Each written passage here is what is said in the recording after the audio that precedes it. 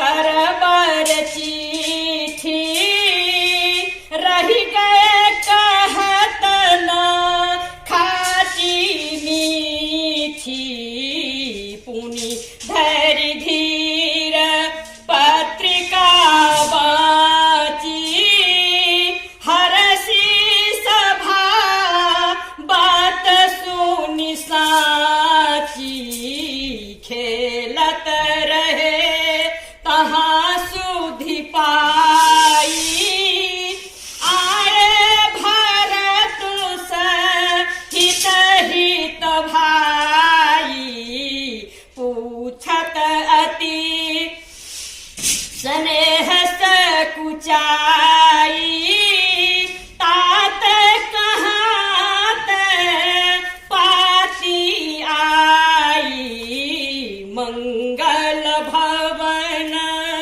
अमंगल हारी उमा सहित जही जपत पुरारी दीन दयालु बिरदु समभारी हरहु नाथ मम संकट भारी कुशल प्राण प्रिय बंधु दो आहि कहूँ के ही देश सुनि स्नेह साने बचन बाची बहुरी नरेश सियावर रामचंद्र शंकर शरणं मंगल भवन अमंगल हारी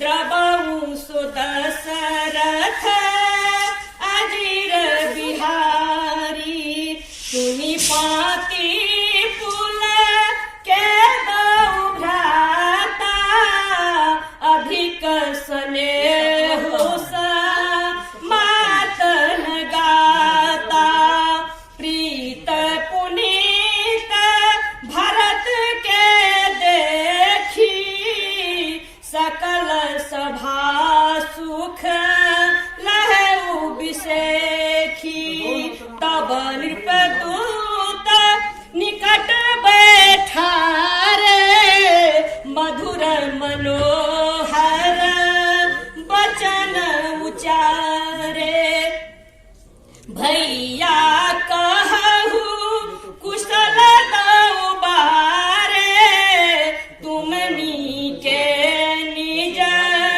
नयन निहारे श्यामल गौर धरे धनु भाथा बय किशोर को सिख मुनि साथा पहिचानहु तुम कहु सुभाऊ प्रेम विवश पुनि कहराऊ जातिन ते मुनि गए लबाई तब ते आजु साचे सुधि पाई कहु विदेह कवन विधि जाने सुनि प्रिय बचन सुत मुस्काने मंगल भवन अमंगल हारी उमा सहित जेहि जपत पुरारी सुनहु महीपति मुकुट मुनि तुम सन धन्य न को राम लखन जिनके तनय विश्व विभूषण दो सियावर रामचंद्र शंकर शरणं मंगल भवन मंगल हारी उमा सहित जहि जपत पुरारी पूछन जोगन तनय तुम्हारे पुरुष सिंधु तिहु पुर उजियारे जिनके जस प्रताप के आगे शशि मलिन रवि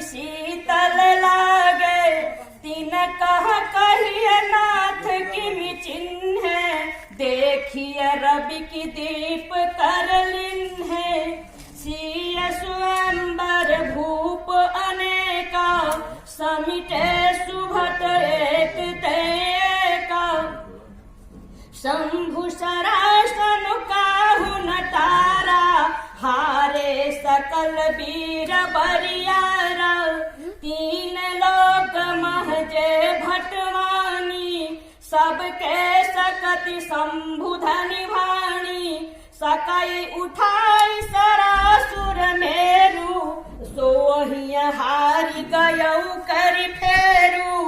जेहि कौतुक शिव शैल उठावा, सौते ही सभा पराभव पावा। मंगल भवन अमंगल हारी, उमा सहित जेहि जपत पुरारी। तहाँ राम रघुवंश मणि, सुनिय महामहिपाल। भंजउ चाप प्रयास बिनु, जिमि गज पंकज नाल। सियावर रामचंद्र शंकर शरणम। मंगल भवन मंगल हारी, उमा सहित जेहि जपत पुरारी। सुनि सरोस भृगुनायक आए, बहुत बात तिन आँखि देखाए। देखि राम बल निज धनु धिन्हा, करि बहु विनय गवन वन किन्हा।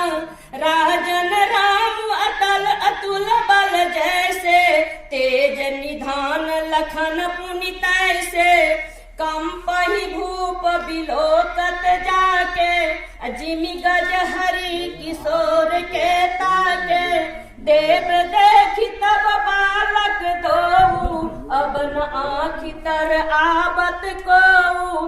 दूत बचन रचना प्रिय लागी, प्रेम प्रताप वीर रस पागी। सभा समेत राउअन रागे, दूतन देन निछावर लागे। कही अनीति दे मुदहि काना, धर्म विचार सबहि सुख माना। मंगल भवन अमंगल हारी, उमा सहित जेहि जपत पुरारी। तब उठि भूप वशिष्ठ कहूँ, दिन पत्रिका जाई। कथा सुनाई गुरहि तब, सादर दूत बोलाय। सियावर रामचंद्र शंकर शरणम। मंगल भवन मंगल हारी, उमा सहित जेहि जपत पुरारी। सुनि बोले गुर अति सुख पाई, पुण्य पुरुष कहु महि सुख छाई। जिमि सरिता सागर महु जाही, यद्यपि ताहि कामना नाही। तिमि सुख संपत्ति बिनहि बोलाए, धर्मशील पहि जाय सुभाए। तुम गुरु विप्रधेनु सुर सेवी, तसि पुनीत कौशल्या देवी। सुकृति तुम समान जग माही, भयहु न है कौ होने नाही। तुम ते अधिक पुण्य बड़का के, राजन राम सरिस सुत जाके। वीर विनीत धर्म व्रत धारी, गुण सागर बर बालक चारी। तुम कहूँ सर्व काल कल्याण, सजहु बरात बजाई निशान। मंगल भवन मंगल हारी, उमा सहित जेहि जपत पुरारी। चलहु बेग सुनि गुर बचनो, भलहि नाथ सिरनाई। भूपति गगने भवन तब, दूतन वासुदेवाय। सियावर रामचंद्र शंकर शरणम। मंगल भवन मंगल हारी, उमा सहित जेहि जपत पुरारी। राजा सब रनिवास बोलाई, जनक पत्रिका बाची सुनाई। सुनु संत मनहु सिखनि सुनवाणी, मुदित आशीष दे।